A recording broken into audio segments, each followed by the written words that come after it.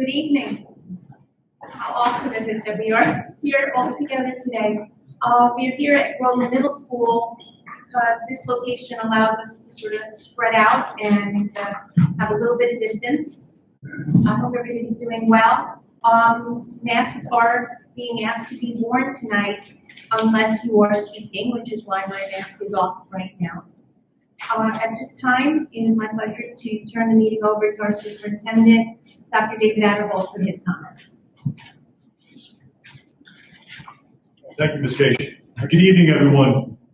It's a great pleasure to be here today, joining you for the first time in person since March of 2020. Hard to believe, here we are 16 months later. An opportunity, we are live streaming this for members of the participating audience. So this is, there's a live stream feed, folks can watch from home, so we'll go to our home audience. And there are some changes and differences when we're in person. So in person, again, board meetings, we used to accept in the virtual world, virtual comments.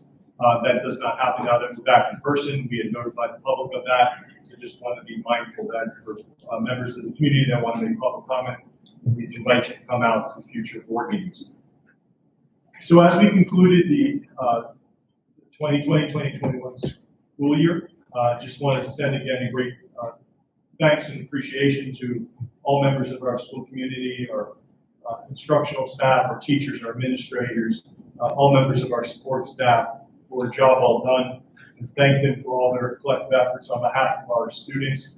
Thank you to our families for their partnership with the district throughout this past year. And congratulations to our graduates from High School North and High School South that we wished well on Friday as they graduated from Care Arena and graduated from the district. There's a lot of unknowns as we head into the summer. The state has yet to issue any supporting guidance for the fall. So we arrive at a time where we're planning forward based on governor's tweaks and statements at press conferences. But to date, we're told there will be no virtual instruction that will occur for the fall. Everything will be in person. And we're waiting for some guidance around social distancing rules, mask rules, quarantining rules, etc. There's been a lot of lessons learned over this past year plus, and collective muscle built with the administrative team and our teaching staff and support staff, learning how to adjust their modifications as we go forward. So we are preparing for a multitude of scenarios, but with the expectation that we will be fully in person, and that means a full day. So lunch served in district, going to the full length of the day, not like what we saw this past year. Real credit to our leadership team, our administrative team for building changes to our schedules so that we looked at the way some services are offered that should a need arise for us to have to pivot to a virtual experience, should some of the variants rear up and require some kind of social distancing or quarantining or move to virtual in fall. We're positioned to do that. We pray that does not happen, but we are positioned to do that. Because we have had some families reach out about moving to virtual, I do want to make it very clear that this is not something that the district can decide. Virtual instruction is not allowed under New Jersey Administrative Code. This is something that was allowed under Executive Order 175 by Governor Murphy. And that executive order is expiring at the end of June. So with the expiration of that executive order, there is no such thing as virtual instruction that is allowed by code, which means the only way that virtual happens in the future is if the governor issues a new executive order or if the legislature passes and the governor signs a bill around virtual instruction. So again, our hands are tied a bit, and I know there's some families that have reached out recently around that, but we just want to make it very clear. The district must follow the rules established by the state of New Jersey and our governor. And so we will continue to do so, and we'll continue to make all best efforts to make sure we're prepared for the fall. And with that, I'll pass it back to Ms. Cage. Thank you, Dr. Adderholt. Now I'm going to pass it to you. In April of this year, President Biden signed the American Rescue Plan Act into law. And this act provides funds to school districts to address the impacts of the pandemic. And in order for us to apply for those funds, there are certain things that we need to do, and so I'm going to turn it over to Dr. Adable to explain what we need to do. Thank you again, Ms. Gage. So there's two presentations I'm going to make. The first one, and this is the name of the plan that we must submit by the 24th. It's called the LEA, or Local Educational Agency, Plan for Safe Return to In-Person Instruction and Continuity of Service pursuant to the Federal American Rescue Plan Act of Section 2001. So for members of the public, it's important to know that this is the plan before the plan, right? So this is not going to be a robust plan that you see today, because everything that we have to do is word limited, count limited, or character limited, actually to 1,000 characters. Essentially 3+ governor tweets worth of verbiage that we're allowed to. So what this plan also calls for is us to identify a couple key areas of safety. Every district in the state of New Jersey, quite honestly, across the nation, has to do something like this. The plan is due by the 24th. It technically does not require board authorization to submit, but our county business administrator asked it to be board approved. So we want to honor his request, and we bring it to the board tonight for your approval. It must be submitted by June 24th in order to be eligible to actually write the full plan, which is due by November. So in other words, if we don't upload this by the 24th, we're not allowed to then submit for the actual grant of just over $2 million. So this is a must do in order to get to the next step. So what they want to know is that we have thought about safety as the first component, and then a beginning thoughts of what would you do for the money, with the money that you receive in 1,000 characters. So again, with this, remember, there is no updated guidance since the roadback plan of June 26, 2020.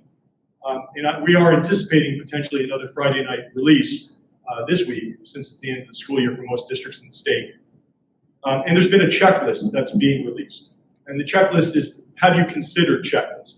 But because nothing's been updated, the CDC really hasn't updated, the New Jersey Department of Health hasn't truly updated, the New Jersey Department of Education truly hasn't updated. A lot of what you're going to see here is verbiage that says we will comply with, we will review. And so under that framing, one of the categories is universal masks. So, in that, we just said we'll continue to follow the mask guidance based upon CDC and NJDOH, local health officials, and executive orders. Because that's all we have to go on right now, is that we're working to be in compliance with the rules being handed to us by the agencies that oversee it, and they haven't given us updated guidance.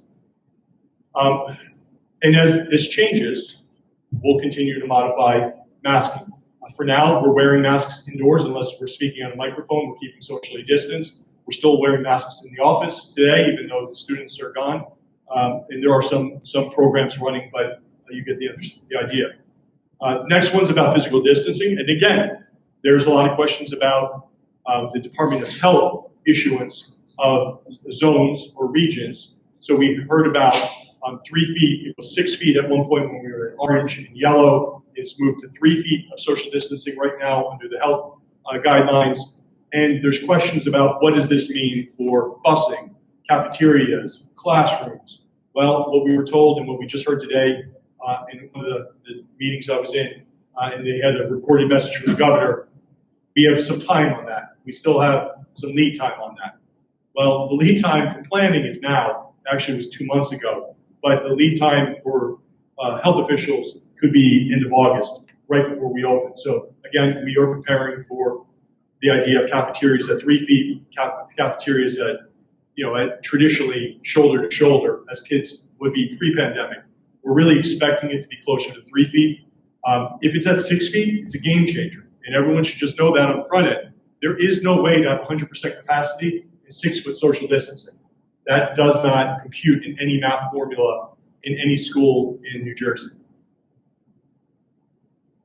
Hand washing and respiratory etiquette.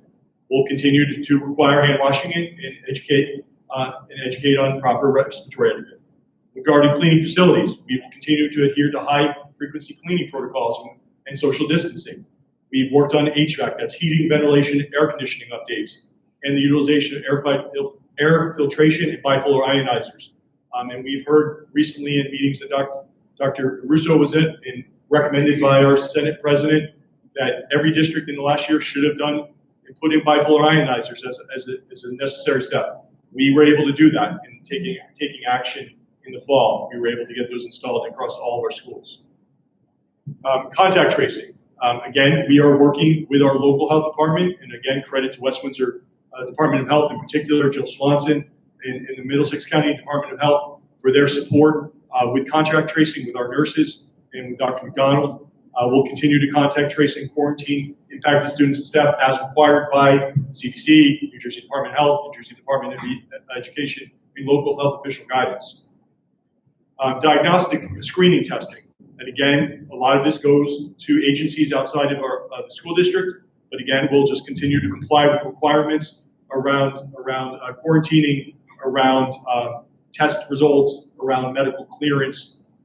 We have, as a district, taken a step to have a testing agency, a diagnostic testing agency approved in order to help us with staff and families that may have gaps in insurance or have needs for insurance coverage. So we will work with the families in need.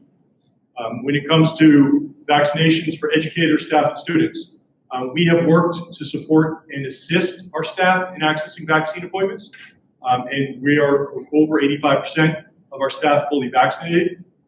We have offered vaccine clinics to students at Grover. The last 4 weeks, they were completed 2 centers. We had over 700 students partake in those. We know many of our families are asking for assistance. We've been able to comply. And we will look and work with the health department in the fall should the next vaccination range for younger students become eligible. But we have been able to, our nurses have done incredible work supporting families also with outreach in this area. Regarding accommodations with students with disabilities, again, we've worked throughout the year to ensure that our schools were open from the beginning for families, for students that selected to be in person. Then we made accommodations for families with students that could not be in person or had concerns with medical fragility. We have worked really hard this year to find balance to allow parental choice. Again, that is something that has been taken from districts by the elimination of Executive Order 0175. But there are some provisions under the CDC about medical fragility. In a call I was on today, I begged for guidance around what it means to be medically fragile and getting clear guidance to the districts around, are we making independent judgments? Is the school doctor making this? Is it family physician? Who is the individual that actually determines medical fragility? Because that term is not defined anywhere. And it means something different depending on the family circumstances and the needs of your child. And I respect that. I just think that if the state's going to put that on everyone, they need to define what that means. Regarding continuity of services, this is the actual part of the plan that's almost laughable in the sense that they're asking us, how would you spend the money in 1,000 characters? 97 characters. We attempted to make sure that we hit all the big picture buckets because we did not know if we will be limited to our application based on this statement in the future. So it's broad, it's general, it's purposely that way because as we have to write the actual fall and write the details, we need to make sure that we didn't limit ourselves accidentally in this statement that's due by Thursday. And again, approved after feedback tonight. So we talked about the importance of making sure all students could receive access to academic tools and resources, instructional materials. Dr. Nathan and her team have done remarkable work in this area with all the different instructional tools. We talked about remediation and advancement opportunities, and this makes sure that if we have to provide targeted intervention programs, we can do that. That's the intention there. The primary focus is around mental health and social and emotional learning, making sure that we can give access and funding to programs and support staff, whatnot. Thinking in terms of the student health, we'll continue to update ventilation systems, and that includes all these other types of air quality projects that could occur, and we listed a couple different types of those.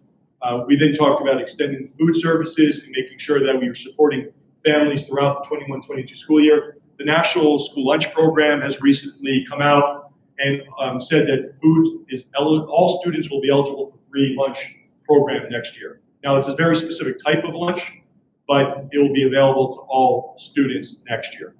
And so that changes the way we do food distribution in the fall, because 100% of our students should be in person.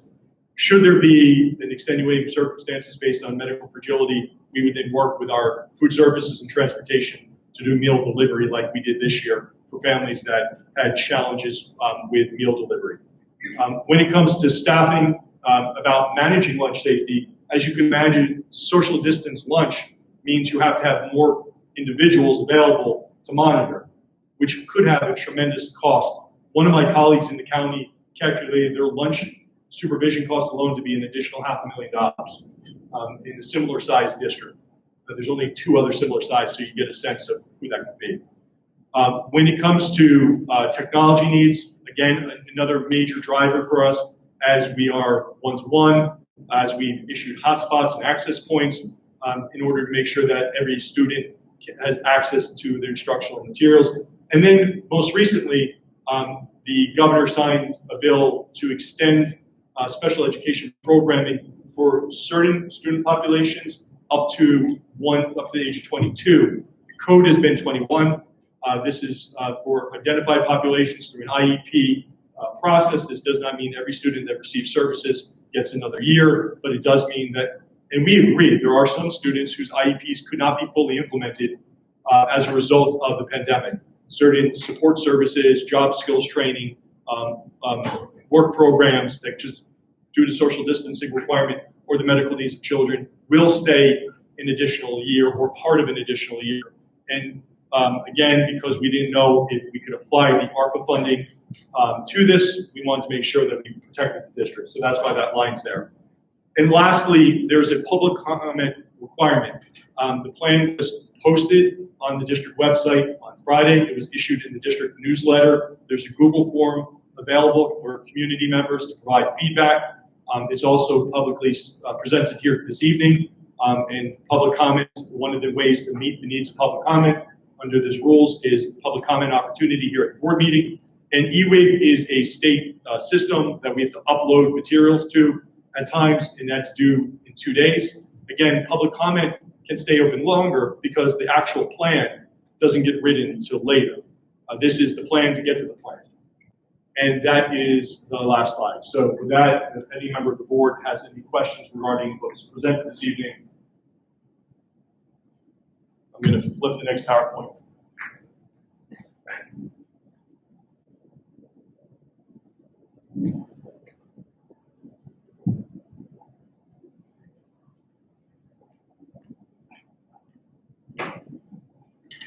All right. Just again to make sure, before I move to the next completely different topic for presentation, is there any questions on the last presentation? Hearing none, on behalf of Kate Dobinson, our athletic director, who could not be here tonight, I have the opportunity to present about a softball cooperative sport proposal to the Board of Education. This proposal was brought to the Administration Facilities Committee at last week's meeting. Upon getting support from the Administration Facilities Committee, we bring this proposal to the Board of Education this evening. So wanted to start with getting this to work.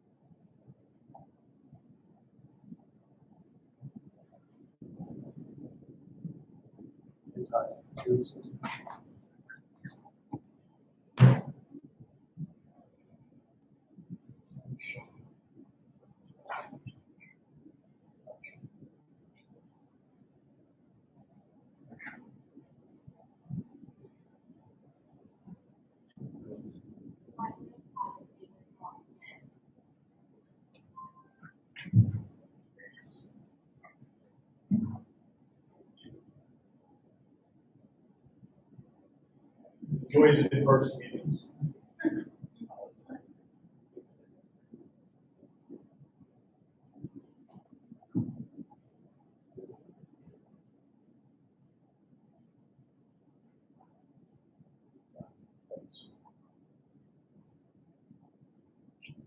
All right, thank you. Sorry about that. Thank you, Ty. No problem. So this is, again, for the High School North and High School South Cooperative Sports Program Agreement. So we wanted to start with just a definition in the NJSIAA. That's the New Jersey Scholastic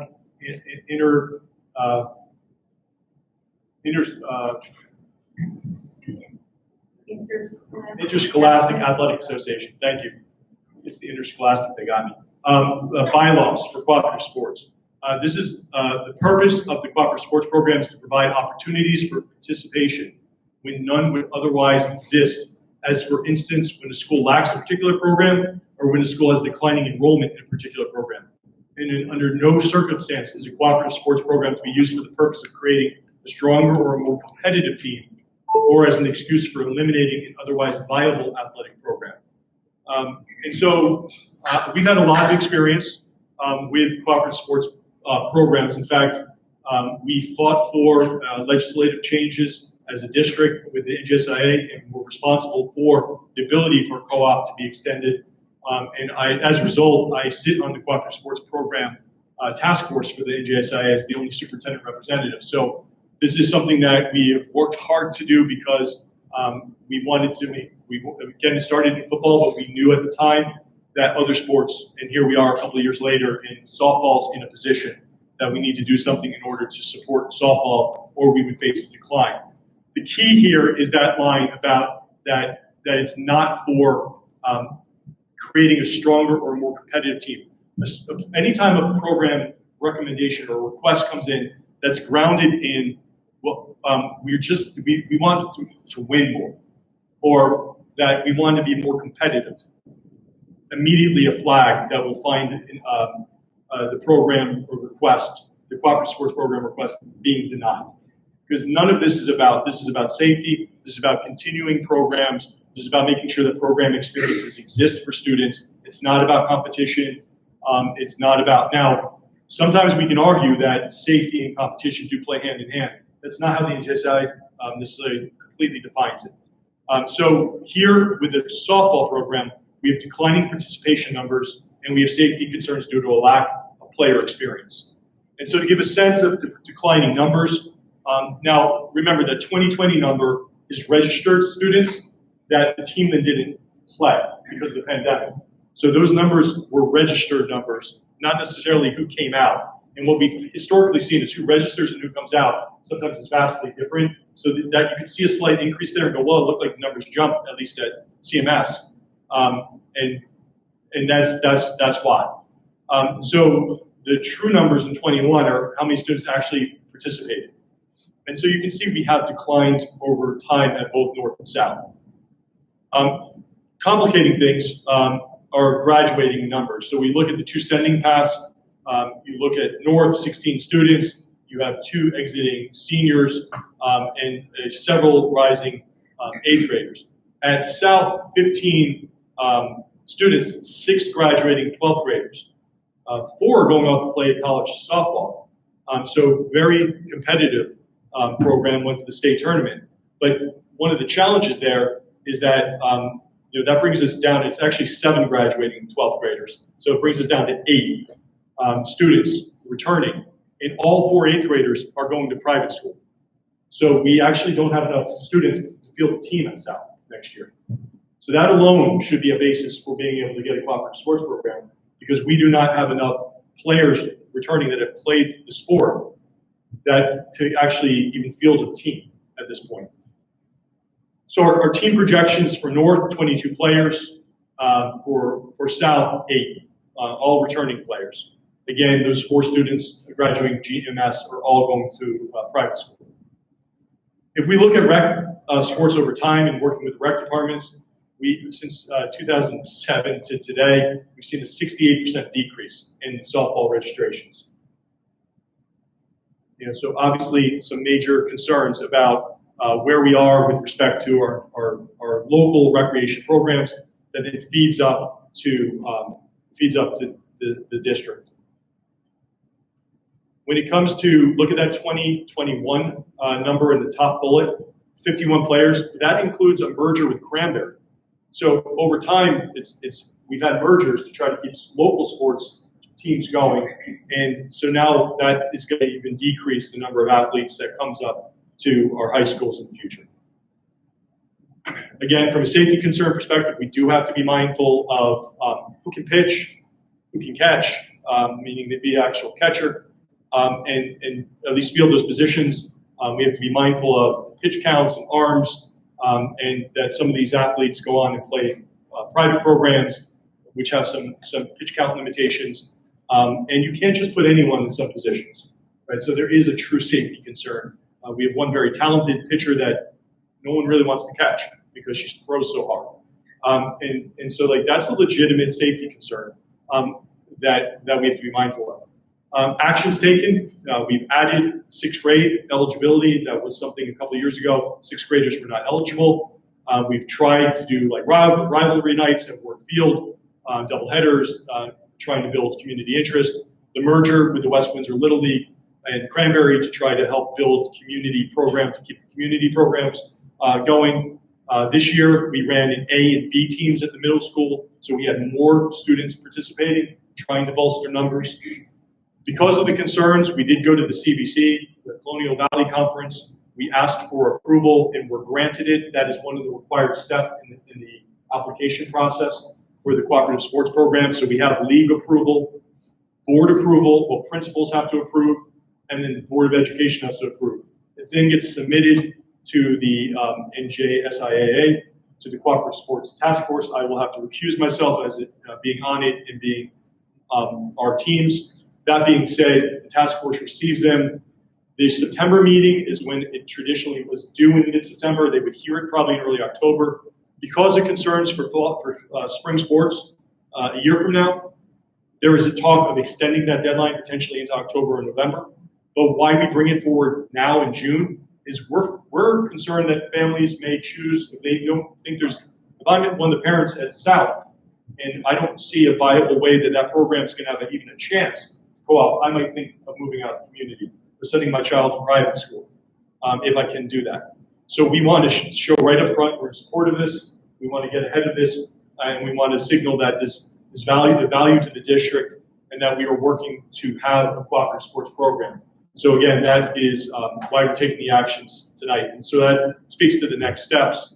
Cooperative Sports Committee, I would assume will probably actually be late October, early November by the time they actually hear the applications and give feedback to everyone. But the deadline, again, right today, September 15th, I'll know they're talking about extending that.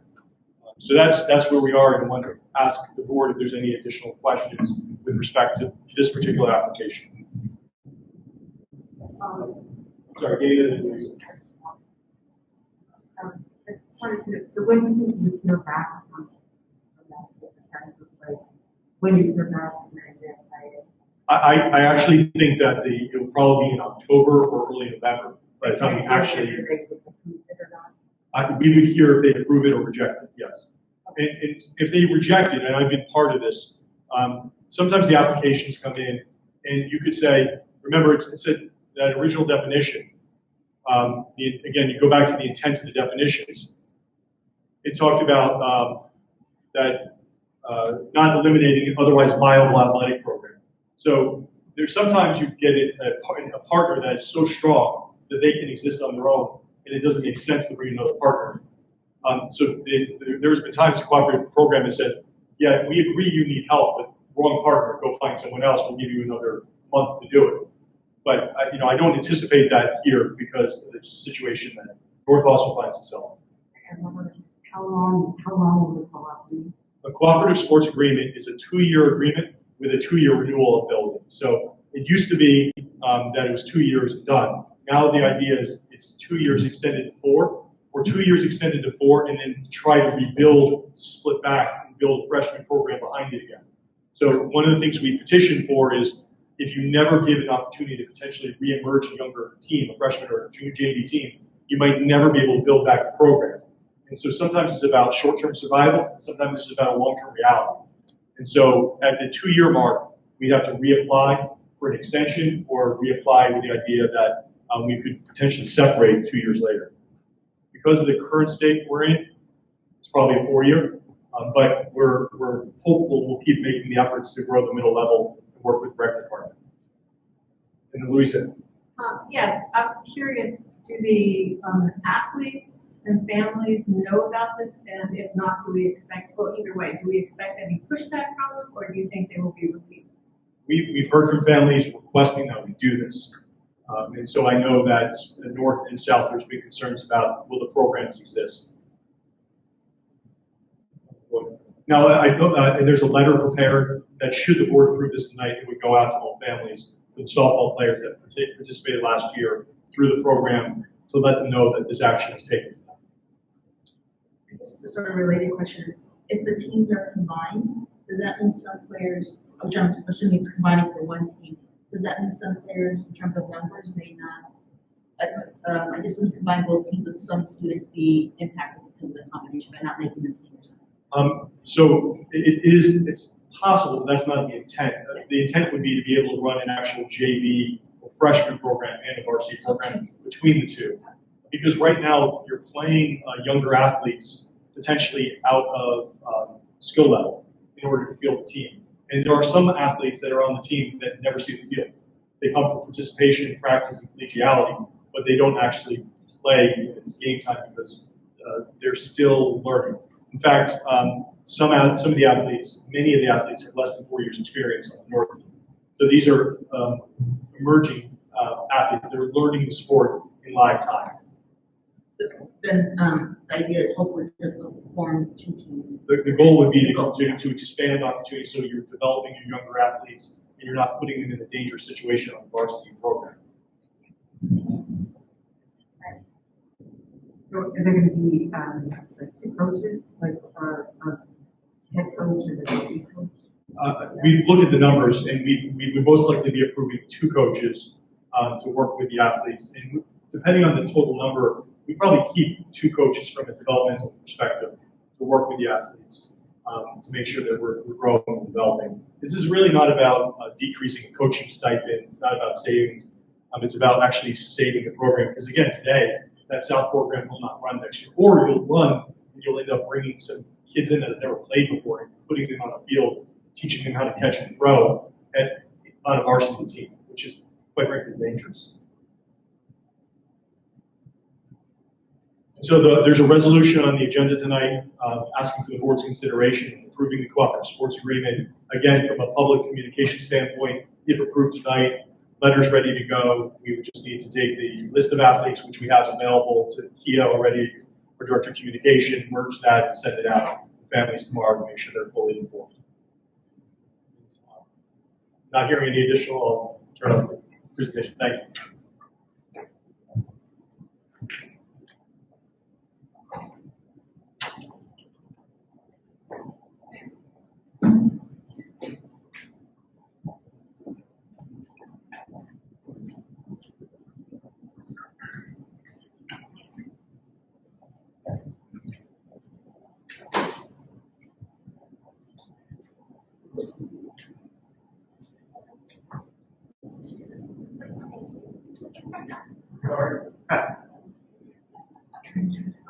That brings us to our first opportunity for public comment.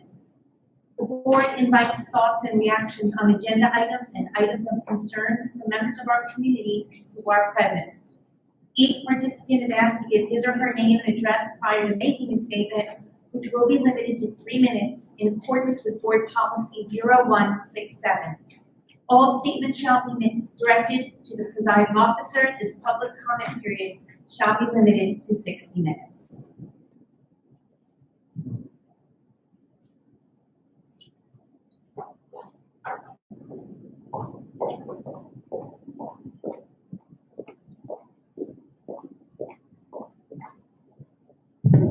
Good evening.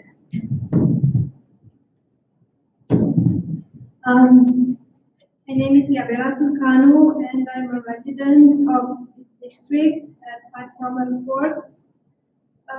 and I this is my first time being here, so it's a little bit I don't know, overwhelming. However, I thought that I felt that I needed to come to express some of my points and concerns because I'm a mother of three daughters. One of them just graduated high school. I have two additional daughters. One starts high school now, and one is starting fifth grade. So I have a vested interest in ensuring that decisions that are being made are done in the best interest of these kids. And I had two topics that I wanted to bring up. One is clearly related to what you have just presented about the plan for starting next year, and the planned measures for the purpose of receiving this federal grant. And I'm not sure if I'm using the right terminology, but definitely the money from the government. And actually my topic was the mask mandates in our schools next year, and then also potentially any vaccine mandates in respect to COVID.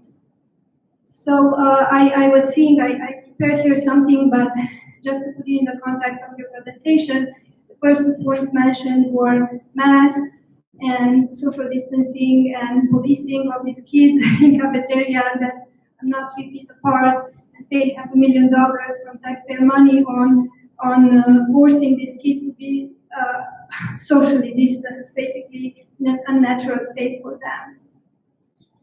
As we know, more and more data became available, and kids are non-infectious. If they get infected, they're recovering in over 99 or 9% of cases, and so on.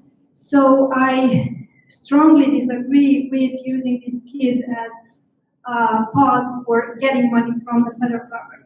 I don't think they should be masked. Masks actually don't work. I actually have here a list of studies,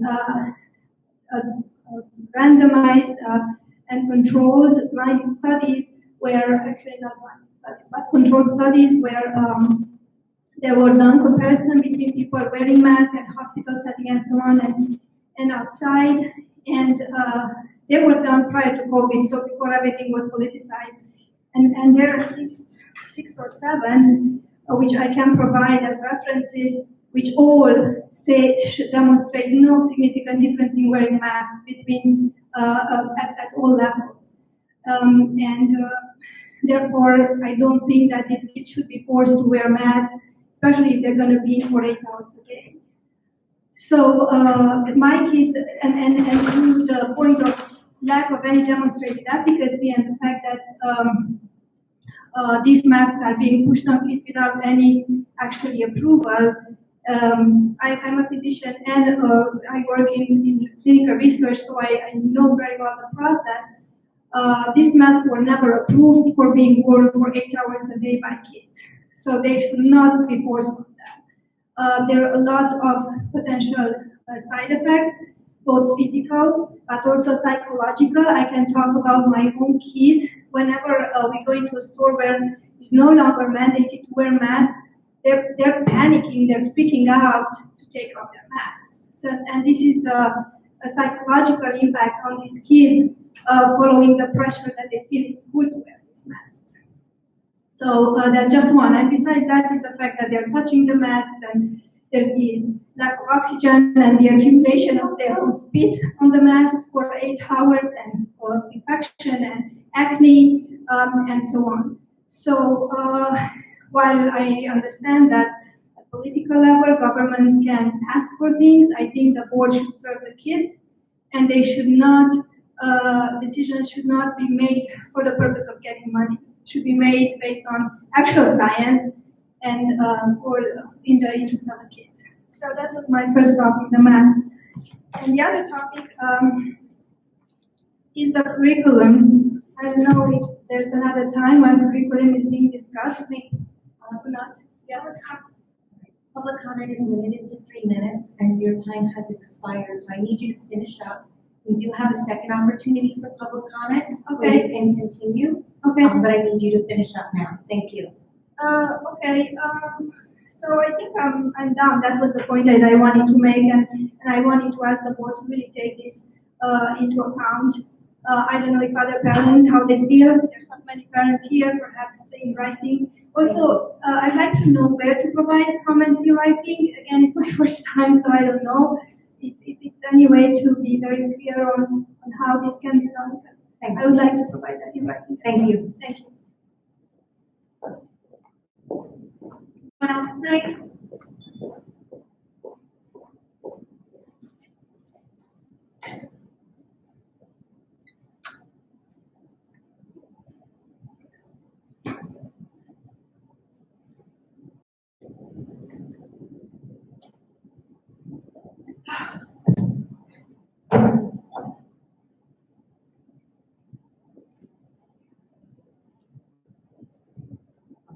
Former resident of West Windsor-Plainsboro. I live at 827 Multiple in Ewing, New Jersey. My name is Joy Horton. And my public comment is about Mr. Earl. Mr. Earl, it seems that, he arrived in the school district just at the right time, joined here in August of 2018. And who would have known several months later he was helping to navigate some choppy waters with a certain TikTok video. And that led to a much needed discussion with Dr. Adderhall, with our students and former alumni. He took out the time to listen and was touched by their words talking about their experience here. Mr. Earl showed the importance of making sure people learn to listen to the students and brought the importance of equity for all to the forefront. You are a forward-thinking, energetic individual who is committed to meeting the needs of all students, and you were a true advocate for our children. You made people feel as if they were important and if they mattered. You talked about the importance of doing the work of equity, living the work, and being committed to the work, not just talking the talk. So with this, I give you these two small plants. I'll hand them to you later. Now these plants, just like children, they need light to bloom, but cannot tolerate heat or direct sun because their leaves are easily scorched by intense light. They don't need, just like our children, a lot of negative influences around them. They don't need someone who doesn't believe in them. To all the administrators, faculty, or teachers, please remember that. Don't miss an opportunity to be a bright light for a child. Don't miss an opportunity to turn a negative into a positive, like I've seen Mr. Earl do countless times, as I've seen some of you also do. I hope this small plant will survive and thrive in your new home in the Trenton School District. Those children need you there. They need someone like you, a bright light, someone to help them bloom, and someone who will believe in them and help them excel to the fullest. So on behalf of the African American Parent Support Group, we wish you well in your new role. Just go get them, James. Thank you. Thank you.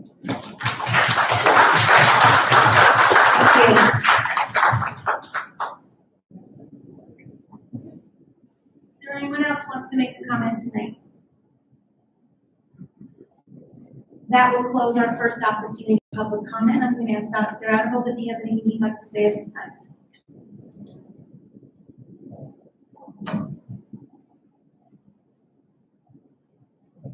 Joy, thank you for your comments and acknowledgement, Mr. Earl. We have one more board meeting to be able to celebrate it.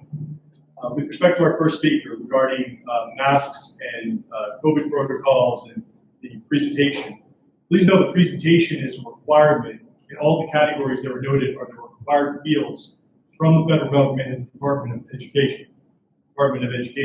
We are required to fill out every aspect of that. That was not the intent to come here tonight to talk about that. And the intent was to make sure that we met compliance requirements in order to ensure that we didn't lose $2 million of federal funding. So we needed to make sure that we answered each one of those questions. With respect to the rules which are in front of us, the Board of Education does not have the authority to just unilaterally ignore the Department of Health guidelines, the executive order from the governor, or guidelines coming forward from the CDC. We must be in compliance as a public entity to follow the rules established by the state of New Jersey and our governor. And we will continue to do so. We will continue to make sure we put the best practices in place, rules and guidelines that we're allowed to follow and that we must follow. And some difficult decisions may be in front of us with respect to social distancing, mask requirements, whatnot. And until the tail end of the school year, the last week or so of school, there was no flexibility granted. And you might recall that the governor indicated that excessive heat was a potential consideration for not wearing masks. However, in WWP, we're fully air-conditioned facilities. Other districts do not have that opportunity for their schools, and so our schools were fully air-conditioned and comfortable on the inside. However, when students went outside, we exercised that discretion to allow students socially distanced to take their mask off. I understand as a parent of 5 children the difficulties that this has had both psychologically and physically, and the concerns for how this feels for children and for the families. However, this is about making sure we're following the guidelines established by the Department of Health, by our governor, by the Department of Education, and by Centers for Disease Control. Feedback ultimately regarding the fall is still open to all of them, and I'm sure they would gladly accept parents' feedback around what they think the rules can be. Just today, I heard the governor speak in a presentation that I was involved in which the governor indicated that there's still lead time on the fall. He's not prepared to issue any guidance around masking for the fall.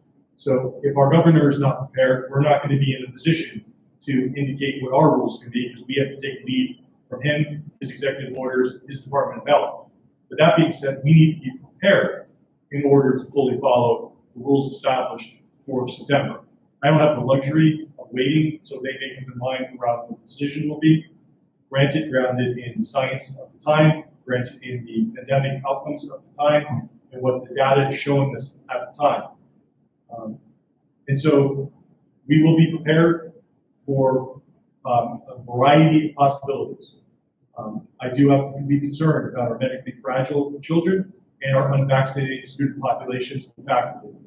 And so with that, we'll always err on the side of taking care of the most vulnerable and fragile amongst us, because that is our charge, and we will work to be in full compliance with the rules and recommendations of our governor, the Department of Health, and our Department of Ed. So with that, I respect the concerns, and there's other entities outside of us that truly issue the guidance that need to hear your feedback as a physician, as a parent, and to hear the studies that you're referencing.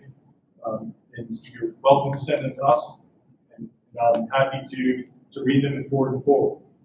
But it always is powerful when parents reach out to our public legislatures and our governor and our Department of Health directly as well. So thank you for your comments, and I'll pass it back to Ms. Page. Thank you.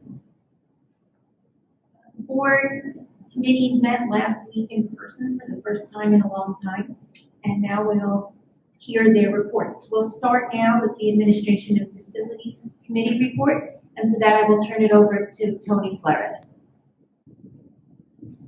Thank you. Administration of Facilities met on June 15th.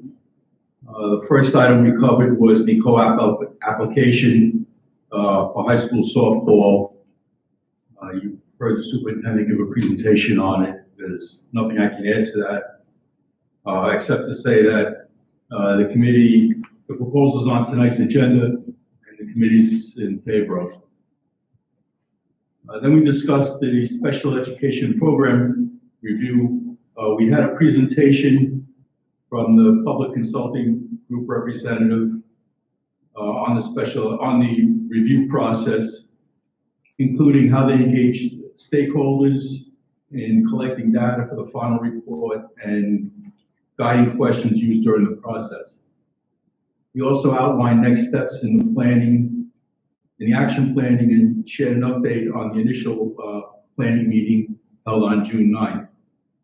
The following committees have been formed to address the recommendations in the final report: a referral eligibility and child fine committee, teaching, learning, and special education support, and lastly, special education organization and personnel and family engagement.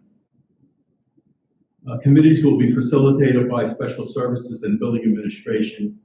Action planning will continue throughout the summer and into the fall.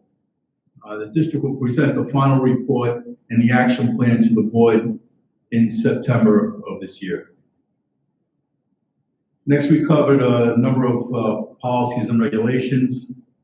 We had first readings on policies and regulations for attendance, immunization, and administering of opioid antidotes.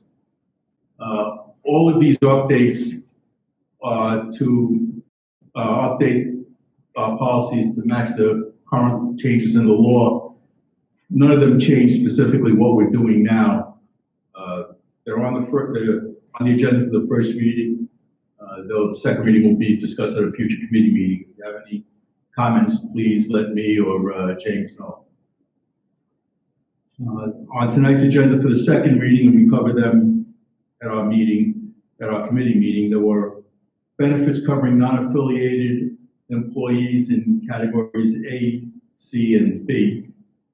We discussed family leave policy, heat participation policy for student athlete safety, student assessments, and the eligibility of resident and non-resident students.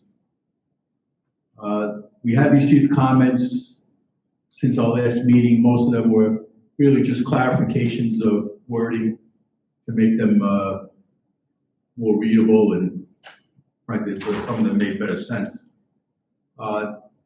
On the family leave, I just want to point out that we did find, since they went out to in the pony, there were 2 minor edits that were corrected, and so they'll be incorporated when the policies get posted.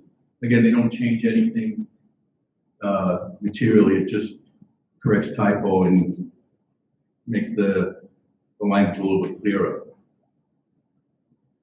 Finally, with the policies, with these changes that have happened, we have 5 policies that we're looking to abolish.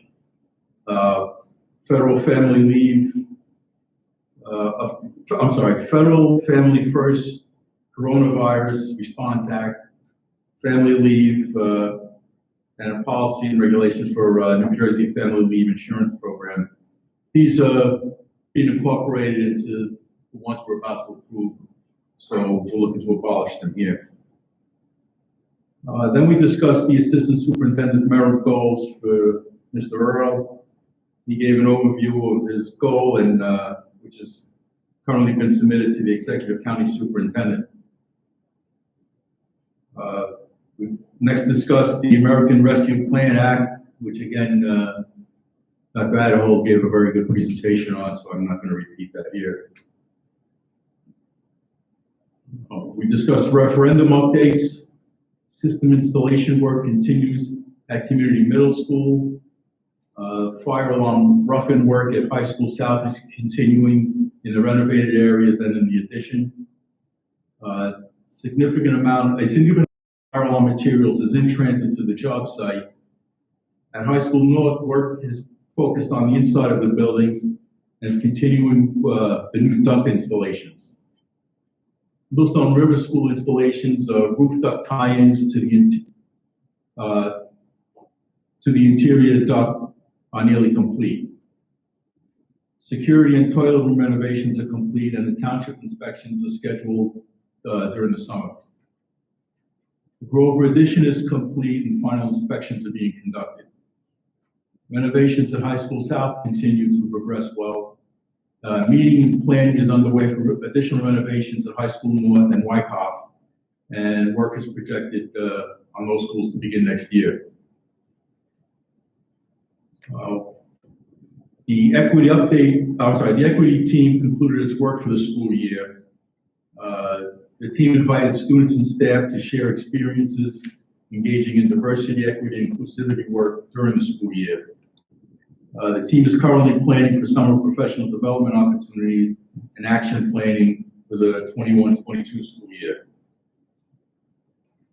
Finally, the district continued to update outdated language in current job descriptions, and we reviewed the Director of Counseling, Health, and Wellness and Community Education Program Administrator. The committee recommends the revised description be approved at tonight's meeting. Our next meeting is scheduled for July 19th. Any questions? Thank you, Tony. Now it's time for the curriculum committee report, and I'll turn it over to my colleague, David Green. Well, committee met on Tuesday, June 15th. We first spoke about the professional development opportunities available to the staff, and Dr. Nathan shared the variety of sessions in the district's Genesis PD catalog. Staff can RSVP and see descriptions of sessions in the portal. Sessions target strategic goals such as equity, social emotional learning, and global competence, as well as targeted skills and content-based sessions. Next, Dr. Nathan shared an update on the report card work for the K-5. The K-5 report card revision will be complete by the end of this summer.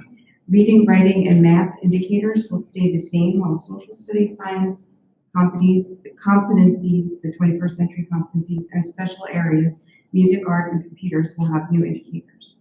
The narrative portion of the report card will also be expanded. The finalist report card will be shared once completed with staff and families. Toolkits will also be shared with staff to support this work and for implementation of the revised report card. Next, Dr. Nathan shared EdCot expanded with the committee. EdCot is Educational Classroom of Today, perhaps named after EdCot, a district-created acronym. The goal of the EdCot expanded pilot is to determine what classroom technology should be used to support authentic learning. During the summer and the start of this upcoming school year, a team consisting of teachers in the pilot, instructional specialists, supervisors, and building administrators will be reviewing the instructional needs of teachers and students in order to determine the best technology to support those needs. The idea behind EdCut was to look at technology integration by starting with instruction. Once the instructional and learning needs are established, various technologies are evaluated to determine which would meet these needs. In the original first graded pilot, it was determined that the primary instructional need was untethering the teacher from the front of the room.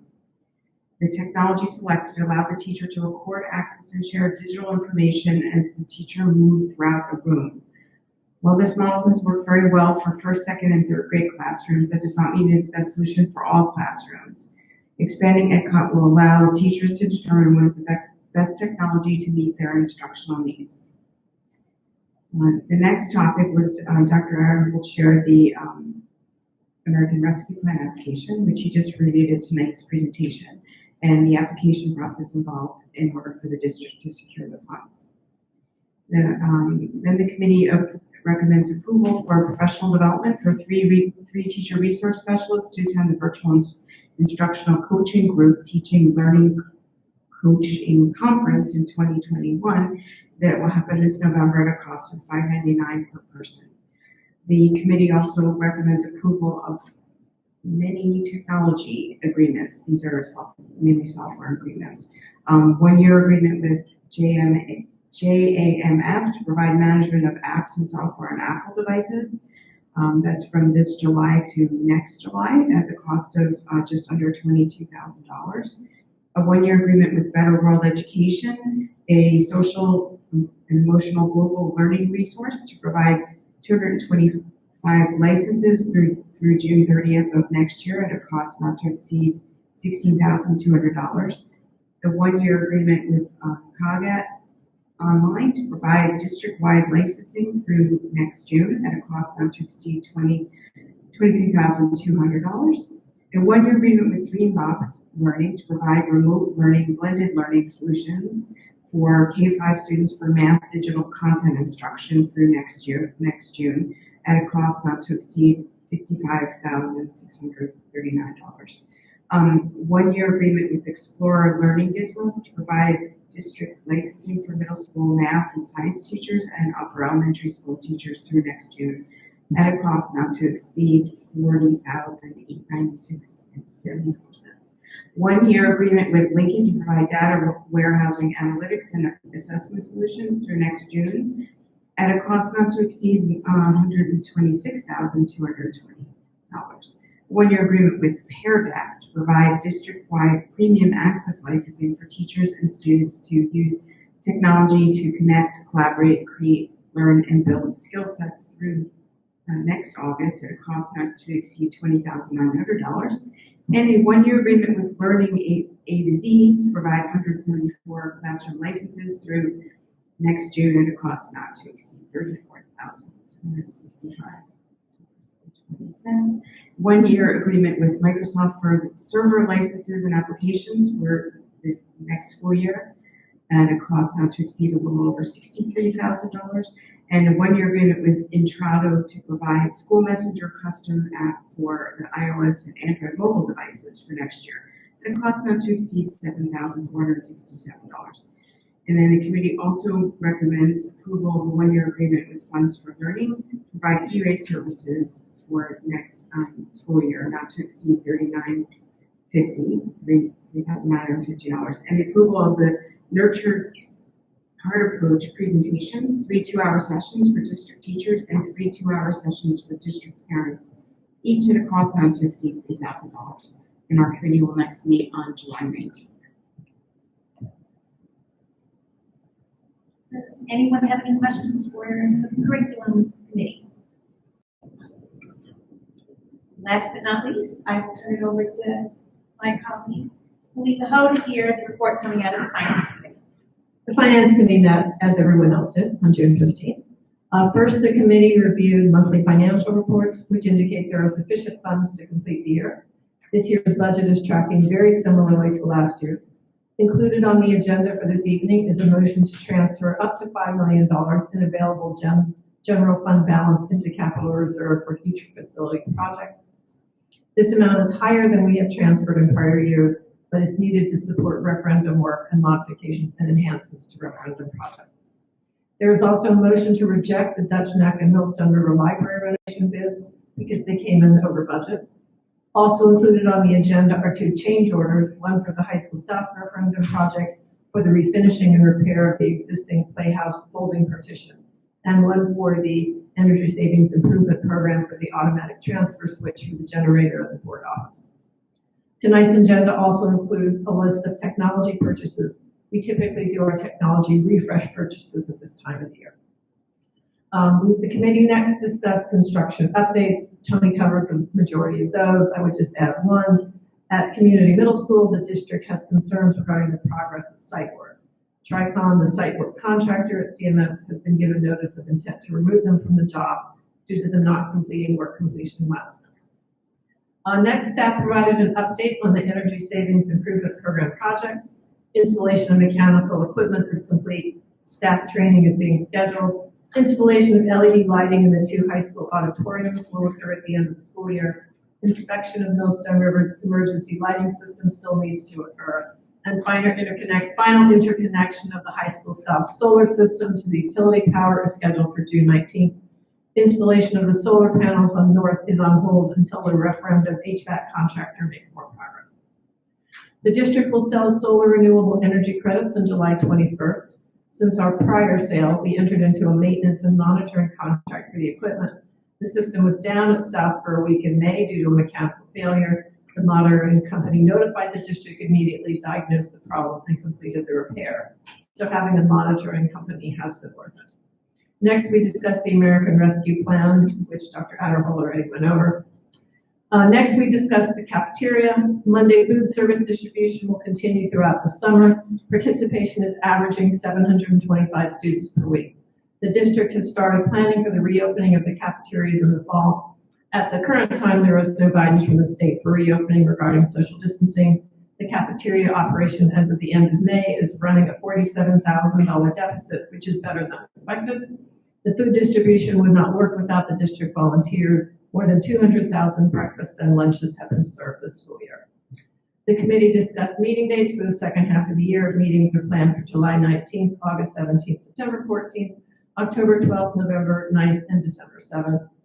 Dr. Adderhall also gave us a pandemic update. There will be some student activities in the summer, such as visitations, ESL, dual language immersion, and athletics. Most of community education will be virtual this summer. There was no new business, and the committee will next meet on Monday, July 19th.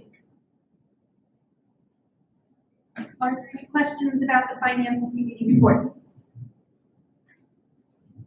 Okay, so now we will move ahead to the voting portion of our agenda.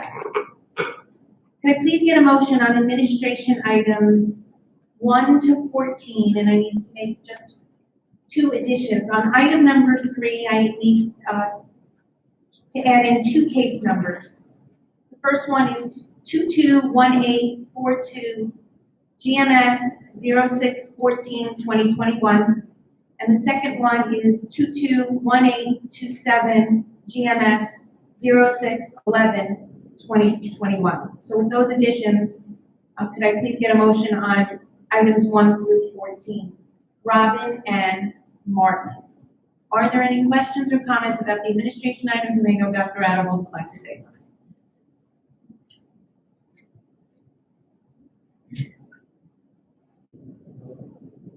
For administrative item number 1, the approval of the assistant superintendent contract, I'm pleased to recommend to the Board of Education Dr. B. McDonald as the next assistant superintendent of pupil services and planning. Dr. McDonald has spent the last 11 years in the district, 8 years as our director of guidance, past 3 years as director of counseling, health, and wellness. Lee, prior to that, was supervisor of guidance and Alabama guidance counselor in North Brunswick, an academic advisor at Rutgers University. He's been an integral part of our leadership team for the past 11 years. He's involved in all the intricate processes of INRS, 504, and HIV. Lots of acronyms: AVID, UBHC, our nurses, our counselors, our health and safety. He's overseen our social emotional wellness initiatives as a district. He's been working with Ms. Earl on our equity initiatives, oversees residency, and much more. For the past 3 years, he served as a non-affiliated administrator, not in an association, as a member of the central office team. He's well regarded, well respected, an integral part of our leadership team, and he's been a partner at the table with all of us over the past 3 years in partnership with a lot of work overlaps with Ms. Earl and myself, and he's well positioned to move into this leadership role. So with that, I'd like to make a recommendation for the appointment of Dr. Lee McDonald as our next Assistant Superintendent of Pupil Services and Planning.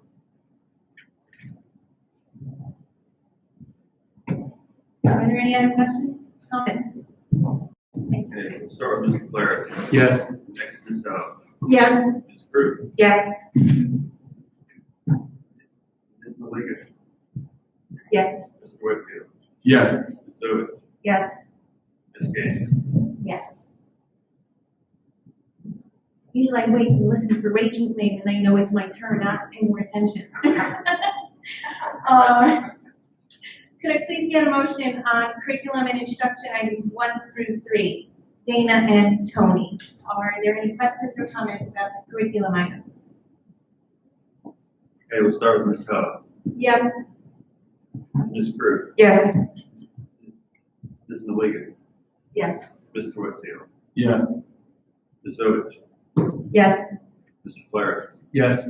Ms. Gage. Yes. Could I please get a motion on finance items 1 through 30, plus our blue and pink addenda? Boyd and Louisa.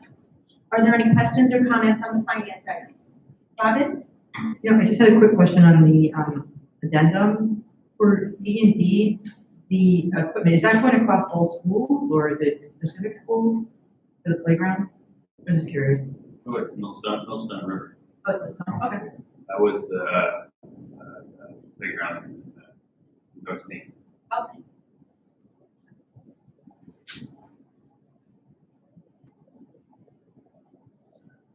Okay, we'll start with Ms. Prue. Yes. Maliga. Yes. Mr. Whitfield. Yes. Ms. Ovich. Yes. Mr. Blair. Yes. Ms. Howe. Yes. Ms. Gage. Yes.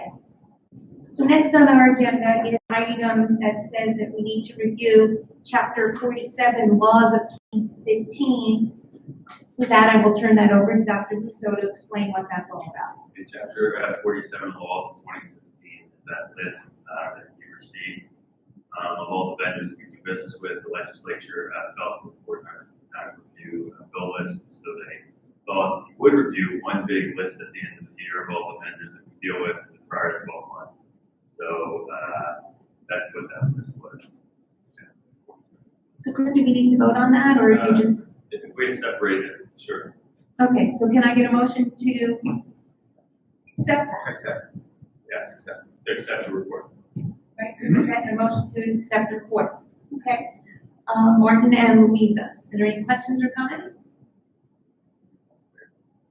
Okay, we'll start with Ms. Malik, Yes. Mr. Whitfield, Yes. Ms. Ovich, Yes. Mr. Flaherty, Yes. Ms. Ho, Yes. Ms. Drew, Yes. and Ms. Yes. Can I please get a motion on personnel items 1 and 2, plus our 3 addenda, which are orange, yellow, and green? Dana and Tony, are there any questions or comments on the personnel items? Okay, we'll start with Mr. Whitfield, Yes. Ms. Ovich, Yes. Mr. Flaherty, Yes. Ms. Ho, Yes. Ms. Drew, Yes. Yes. Ms. Gage. Yes. Just like to take a minute to acknowledge 4 retirements that we just voted on that represent 94 years of service in our district. Lorraine Sieben, an LA teacher at High School North, is retiring after 32 years with the district. Laura Tigner, a special education teacher at High School North, is retiring after 20 years with the district. Patricia Clary, an instructional assistant at Millstone River, is retiring after 17. And Patricia Newells, another instructional assistant at is retiring after 25 years with the district. I want to just congratulate them all on their retirements, wish them all the best, happy, healthy days, and thank them for their hard work and dedication to our students here in our district. Can I please get a motion to approve the board minutes from our May 25th and June 8th meetings? Martin and Roy, any questions or comments about the minutes? All those in favor say aye. Aye. Are there any opposed or abstentions? Do we have any board liaison reports tonight? How about new business? That brings us to our second opportunity for public comment. 15 minutes will be provided at the end of the meeting for public comments. Each participant is asked to give his or her name and address prior to making a statement, which will be limited to 3 minutes in accordance with Board Policy 0167. All statements shall be directed to the presiding officer. This public comment period shall be limited to 15 minutes. Do we have any comments tonight?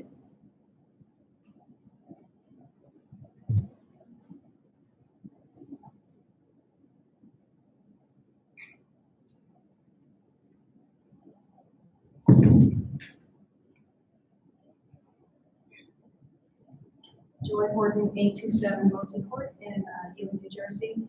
AAPSG Summer Math begins on Wednesday, July 7th. We have 8 teachers. 7 of the teachers are district teachers. Janet Young will be doing 3rd, 4th grade math. Amy Coffey will do 5th grade math. Aaron Suzo will do 6th grade math. Zachary Kumar, pre-algebra. Samantha Silver, geometry. Stephanie Hornick is going to do Algebra 1, and Jessica Murphy, Algebra 2. And we have outside the district, Mr. Marcus Bright, who will be doing pre-algebra again, or pre-calculus, I'm sorry. And I want to thank Andrea Bean for helping us with the summer math program again this year with securing the teachers.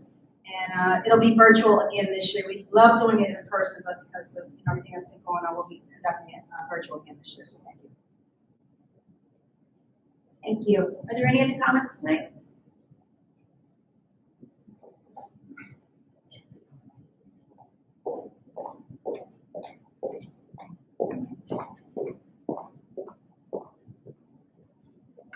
Gabriela Turcano from 5 Cromwell Court, New Jersey. So my topic today is about the curriculum. Usually when I go to back to school, meetings, I become aware of some of the topics planned to be taught in school. And at least the last time when I went, I was quite shocked with some of them. So I wanted to raise this issue at a time when decisions regarding curriculum are being made. Specifically, my most worries have to do with language arts curriculum and what the kids are being taught. As a little bit of a background, I am a first-generation immigrant. I come from Romania, an ex-communist country, and I'm old enough to remember what communism is and what socialism actually that is communism is and the damages that it gets to. I remember not having food in stores, a lot of corruption because you had to pay under the table to get some extra food, the censorship on thought, on talking, the fear, and everything. However, I was lucky. I was born towards the end of the period, so I experienced the freedom as well. And coming here, immigrating in the United States, and once my kids got to be in school, I was a bit surprised to see similar approaches being implemented here. And specifically, I can give you examples for my middle school daughter, now high school. When I went to back to school night, I was looking, starting in 6th grade, in science class, my daughter was watching Colin Kaepernick videos nearly for the national anthem. And I know this is the charged topic, but as an immigrant citizen, I found that offensive and appealing. And I don't think that the teachers' political views should be made visible and known in class in a 6th grade science class. They were doing some kind of like silence keeping for LGBT and so on, but definitely not science. So I reached out to the principal at that time. He said he didn't respond, and then I let it go. And then in 8th grade, in her English class, I went to the back to school night, and I have the topics that were being taught. I need to speak about this for a minute. You need to finish up. Sorry? I understand, but I'm a taxpayer here, so I do expect that really quickly I'll read to it. So the curriculum content was close reading, LGBTQ books, social justice book clubs, war genocide book clubs, the classics and society disrupt text. And I looked up what disrupt text means, meaning taking out all the classics. Excuse me. Yeah. Board policy 0167 is what guides us in our meetings. Public comment is limited to 3 minutes. Anyone who comes to our meeting is given 3 minutes to speak, and your time has expired. There's nobody else here. I know, but we have rules that we follow. If you'd like to send an email, you're more than welcome to do that, but you've already spoken for 3 minutes, and I need you to finish up your comment. Thank you. I do not appreciate it. I pay for this. I pay for this slide. I pay for everything here. So I think you should give me another 2 minutes to finish my comment. We have been very consistent with this, so we are asking you to please wrap up your point. Okay, the idea is that I would like to ask the board to mandate that each lesson plan be made available for parents to see, so that they know exactly what their kids are being taught. Because there's a lot of euphemisms and nice words on the curriculum text on the website, but there's zero transparency, and these kids are being indoctrinated. So I would appreciate that to happen and to be documented for the record. Thank you.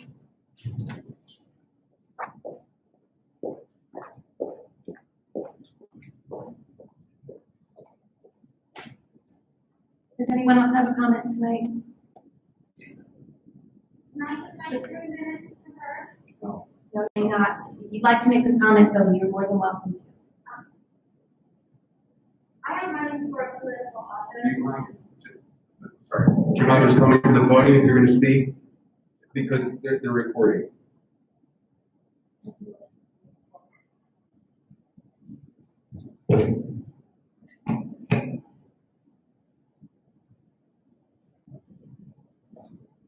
No, I just wanted to, I just wanted. You need to give your name and address first when you begin. Thank you.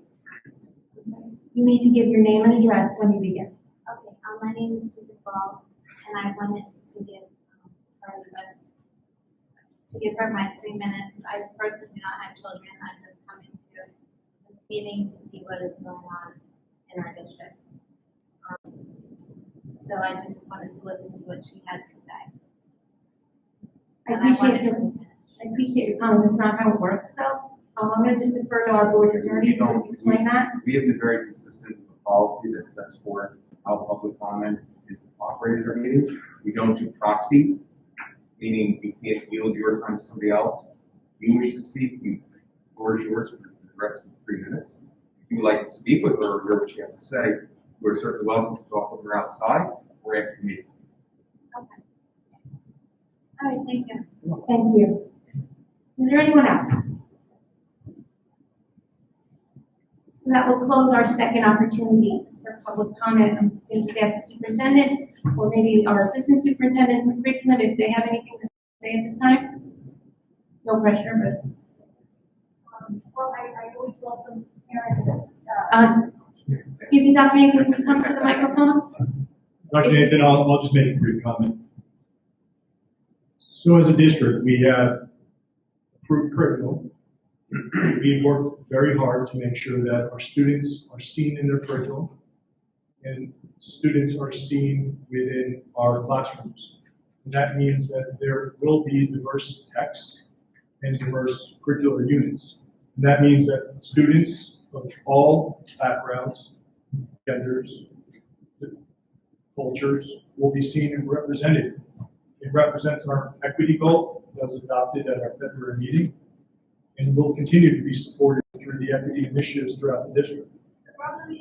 And this is not a back and forth, this is my response to comment. Thank you.